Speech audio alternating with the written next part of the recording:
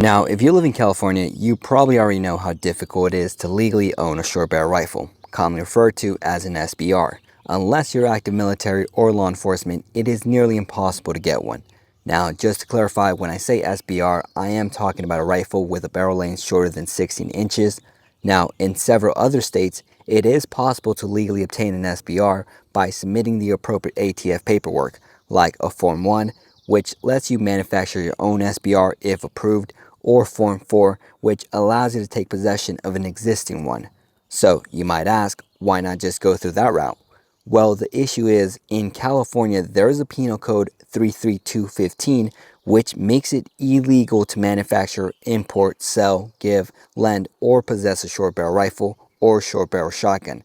In other words, regular civilians aren't allowed to legally own one in the state, regardless of federal approval. Now, if you're curious like me, you're probably asking, why were short barrel rifles banned in the first place? Well, the answer goes all the way back to 1934, when the National Firearms Act was first introduced at a federal level.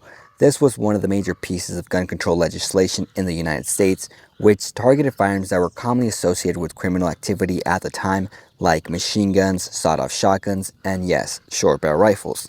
Now, the NFA didn't outright ban these weapons, but it did make owning them incredibly difficult at the time by requiring a $200 tank stamp and for them to be registered. Now, of course, California took things a step further. Instead of just regulating them like the federal government, the state chose to outright ban civilian ownership altogether. Now, while most of us living in California may never get our hands on a legal SBR, the closest and probably the best alternative would be to instead look into something like an AR pistol. Now, to reference, this is not an SBR. I know when I was first getting into firearms, I also thought they were the same thing, and even now when I'm out with people outside the firearms world, they also can't tell the two apart, so let me explain. At glance, they look nearly identical. Short barrel, compact design, same magazine, same upper and lower receiver, but legally they are not. An SBR, like we mentioned, is a rifle with a barrel shorter than 16 inches. Now, this AR pistol has a barrel length of 11.5. So how is this not a rifle, you may ask? Well, that's because it doesn't have a stock on it. This right here is what you call a brace. Now, I understand the confusion, especially when you have three-letter agencies confusing everyone. A brace, which is what this is a device primarily designed to help people with disabilities stabilize a pistol while firing with one hand. While a stock, on the other hand, is a device specifically designed to be shouldered, giving the shooter more control and stability when firing a rifle. Now, there is also confusion because people see what looks like us shouldering a brace and using it like a stock. To that, I say blame the camera angles. It might look like we're shouldering the brace, but really it's just the camera playing tricks on you. No, but seriously, look, just because something is misused doesn't mean it redesigns what the item is or change its original purpose. It just means you're not using it in the way it was intended. Now, the problem we ran into a while back was the Three Musketeers saying actually a brace is a stock, which is like saying, yeah, a fork is a spoon, because you can use a fork to do spoon things. But we both know that's not how reality works. You don't just get to change the definition of something based on how someone might use it. So hope that clears some things up. Now back to the AR pistol. While they are a great alternative, they're not exactly the easiest things to get your hands on, but they're also not the hardest either. As of right now, there are 3 different ways to obtain one. The first is through a private transfer from someone who already owns an AR pistol and is trying to sell it. Now, most people don't recommend this route because of how crazy the prices can get, but I'm not going to lie and say that the other options are cheap either. So if you can find someone selling one and get a decent deal, I say go for it. If not, your second option could be to find a pistol loader for sale and just build your own. Now, most people don't recommend this route either, mainly for legal reasons. You just got to make sure you're doing everything exactly by the book by staying compliant. So unless you really know what you're doing, I wouldn't recommend this option either. Now, the third and probably your best option is to find a gunsmith in your area who can build you a single shot pistol, which is exactly what I did. Now, since this video is on YouTube, I can't post the link to the gunsmith who built mine, but if you're in Southern California and are interested, shoot me a message on Instagram. I'd be more than happy to send you the link to their website and help you answer any questions you might have. Now, the best part about going through a gunsmith is that you can still have your AR pistol built exactly to your liking while ensuring everything's staying compliant.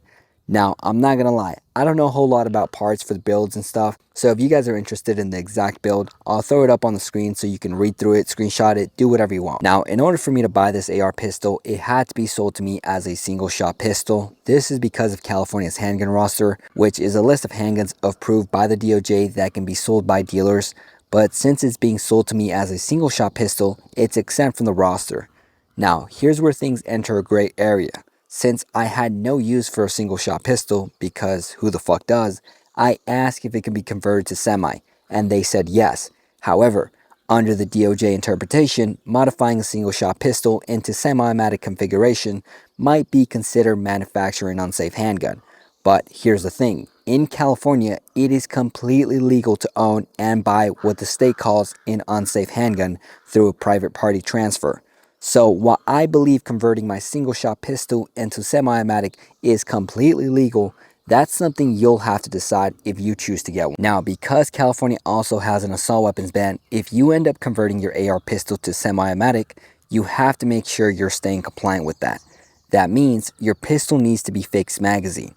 In other words, the only legal way you're removing your magazine is by separating the upper and lower receiver.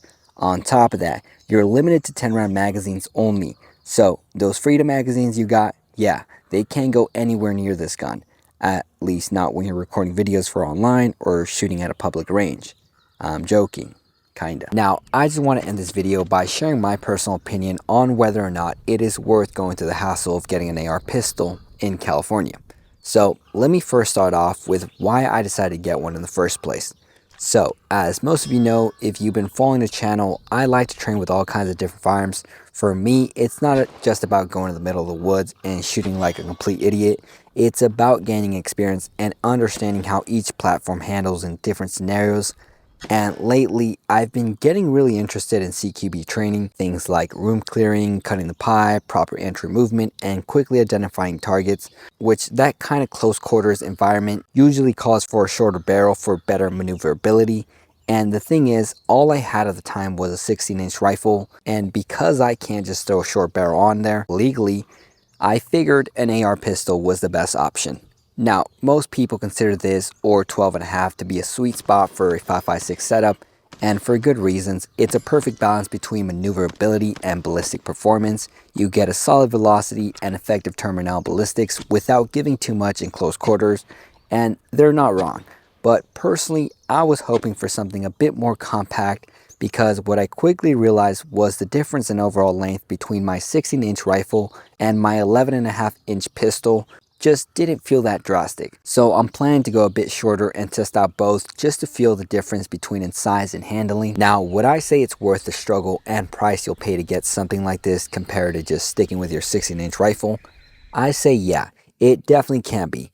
There are some solid firearms to build out there, whether you're looking for something really compact or maybe you just want something cool to show off to your buddies at the range. Unfortunately, right now, it looks like the only real option is going with an AR pistol setup. So if you're able to get a good deal through a private party on a pistol lower and you know what you're doing and can build one legally, or better yet, if you can find a gunsmith in your area who can build you one, I say it's definitely worth owning one. So that's all I gotta say. Hope you guys enjoyed today's video. If you did, make sure to like, subscribe. Also, if you're interested in seeing some CCW drills, make sure to check out my Instagram at Shadow the Wicked. Also, if you want to get in contact with me, that's a great place. But other than that, hope you guys have a good weekend. Stay safe and God bless.